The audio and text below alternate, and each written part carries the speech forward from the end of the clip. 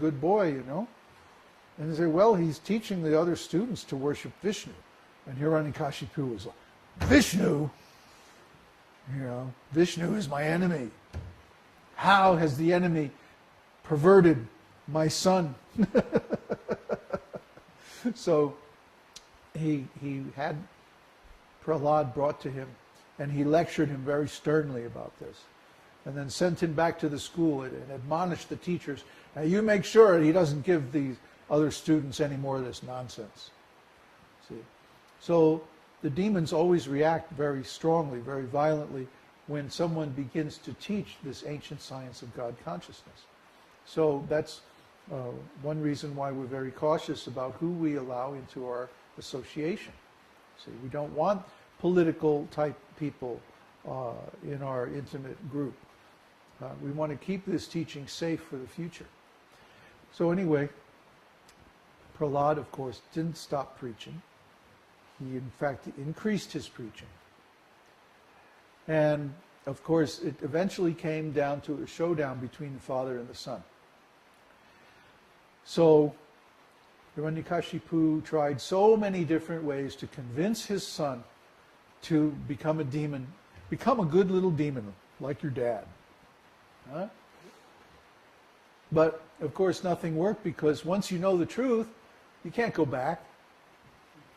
Huh? Once you know, you can't give up what you know. You can't erase what you've realized and go back to being ignorant. It's not possible. So nothing that Hiranyakashipu did to Prahlad had any effect. Basically, he was, brainwashing him, trying to, put him into prison and have his demoniac friends do so many nasty things to him and like that. Nothing worked. He didn't have any effect. So he was getting desperate. What am I going to do with this kid, And he brought Prahlad to him and said, okay, this is it. You've got to give up this God consciousness, this Vishnu worship. This is terrible. It's really bad. But Prahlad just started preaching to his own father. His father asked him, where do you get the power to resist my coercion? And Prahlad said, well, from the same place you get your power, Father, from Vishnu, from God. And he became livid. Where is this God? Show me this God. He's hidden himself in the hearts of his devotees, and he won't come out and fight me. Huh? Is he here? Is he there? Well, Father, he's everywhere, says Prahlad. So Hiranyakashipu says, is he in this pillar? And Prahlad says, well, of course, yeah. And Hiranyakashipu pulls out his big sword, and says, all right, I'm going to kill him. And he strikes the pillar, breaks it. And out of the pillar leaps... show the camera.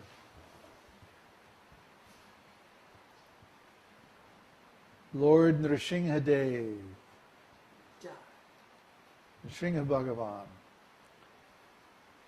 Nṛsiṁha is a contraction of Nara-Singha. Nara means a human being, and Singha means lion. So this form is a combination of a human being and lion form. It's a wonderful form.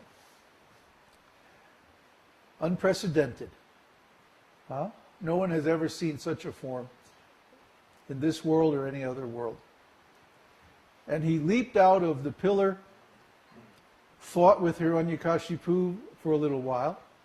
Then, at the junction of night and day, he took Hiranyakashipu on his lap and basically sort of took him apart.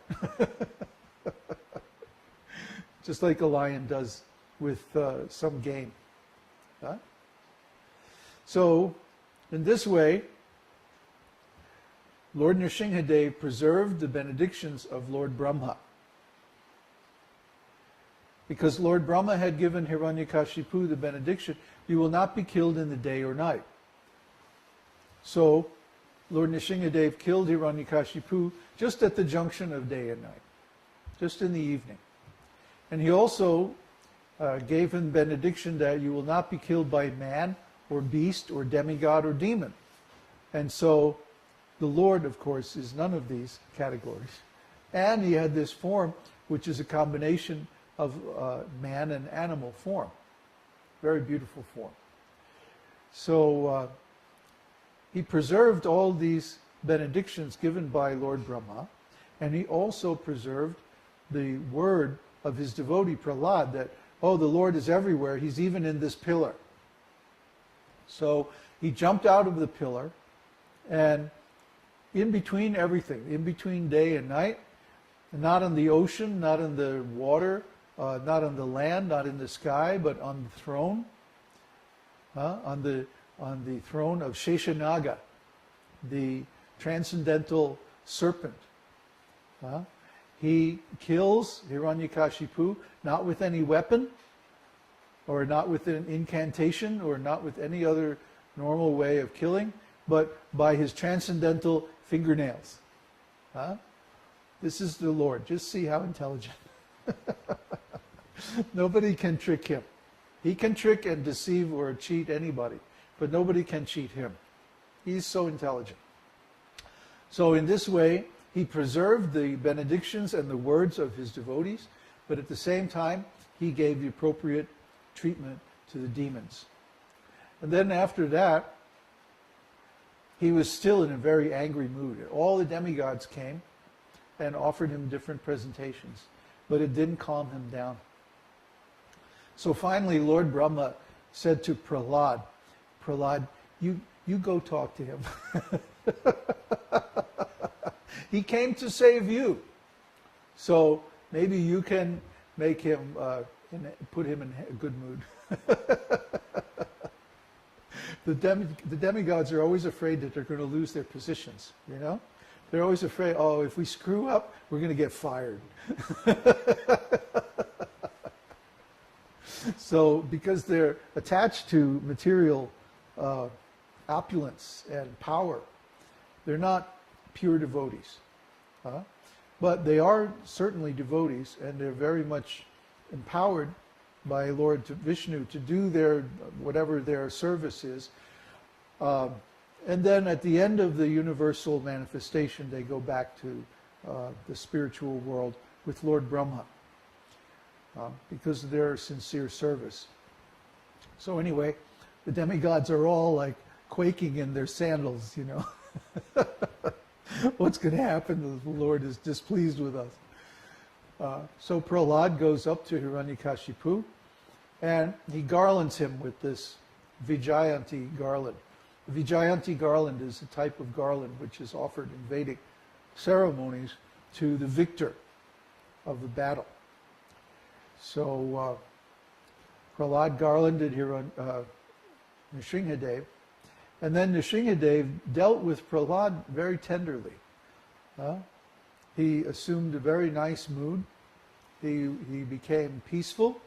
He became pleased, and he offered Prahlad any benediction that he wanted, meaning anything in the material world. And Prahlad, his response was, actually, I don't want any benediction. And then the Lord insisted, no, you must take benediction. And Prahlad said, oh no, please don't create any illusion. I know who you are. You can't fool me. The devotee can always see the Lord and understand his purpose. Even when the Lord makes some pretense, some slight illusion, just to test his devotee, then the devotee very easily passes the test. And he says he sees the deeper purpose, the real purpose of the Lord. And he says, I know why you incarnate in this material world. Paritranaya sadhunam, vinashaya chadushkritam, to protect your devotees and annihilate the demons and miscreants of this world.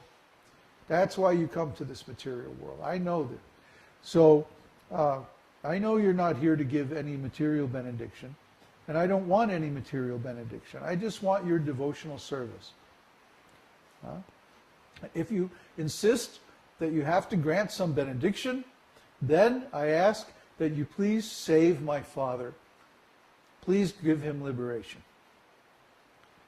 So then the Lord explained that because you are a pure devotee, your family for 10 generations in past and future is automatically liberated. You see? So by doing devotional service and by attaining liberation ourselves, we are doing the best service for our families. Sometimes our family members object. Why are you engaging in devotional service? Why aren't you, climbing the ranks of the corporate hierarchy and making some nice materialistic progress? Well, we don't care about materialistic progress. We care about spiritual progress, because if we make spiritual progress, our material needs are automatically taken care of. This is our experience.